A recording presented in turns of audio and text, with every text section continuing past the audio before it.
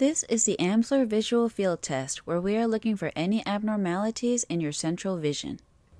You will be presented with a grid that has a flashing dot on it.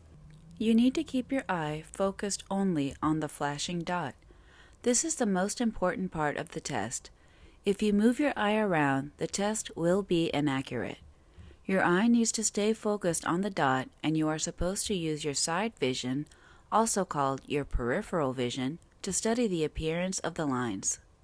Having a defect can cause you to want to move your eye toward the defect.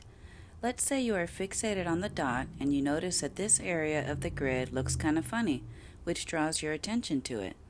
This makes you want to move your eye to look into the direction of the defect, but in doing so, the defect moves completely off the grid, which may cause you to not mark anything on the grid. The first grid studies the area closest to your central vision. If your vision is normal, the center area should be the sharpest area and should be the easiest grid to study.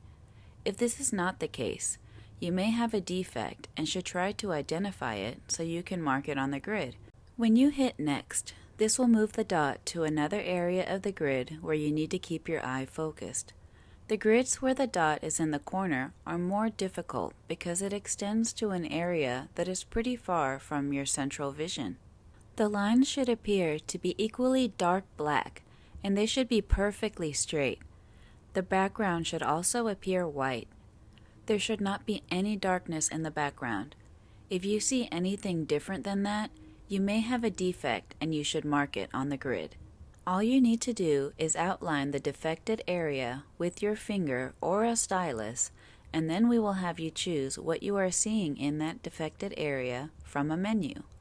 If you notice an area like this, which is an abnormal area surrounded by a normal grid, you should outline the area like so, making sure that your outline closes.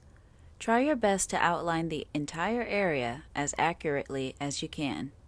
When the app records it, the area will turn purple.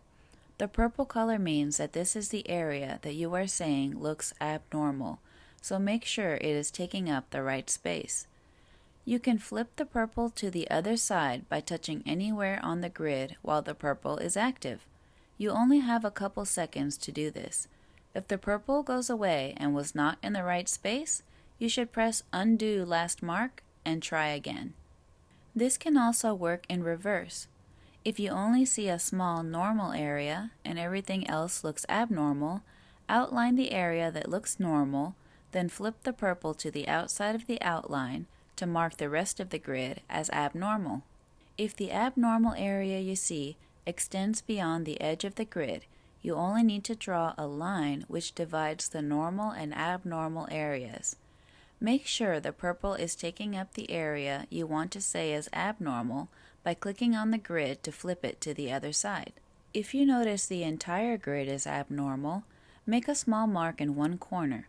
Make the smallest mark the grid will allow, then when the purple shows up, touch the grid so the purple will take up the whole grid.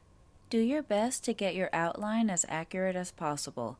If your outline doesn't completely close, or your outline which divides the normal and abnormal doesn't touch each edge of the grid, the app may not calculate it correctly, and you should press Undo Last Mark to get it right. After you made your outline and chose the purple to take up the proper area, a menu of defects will pop up. This menu has options of defects so that you can describe what you see on this grid. You are able to click on these options to fill in those areas. The partially faded option is for when the lines appear to be faded or not as black as they should be.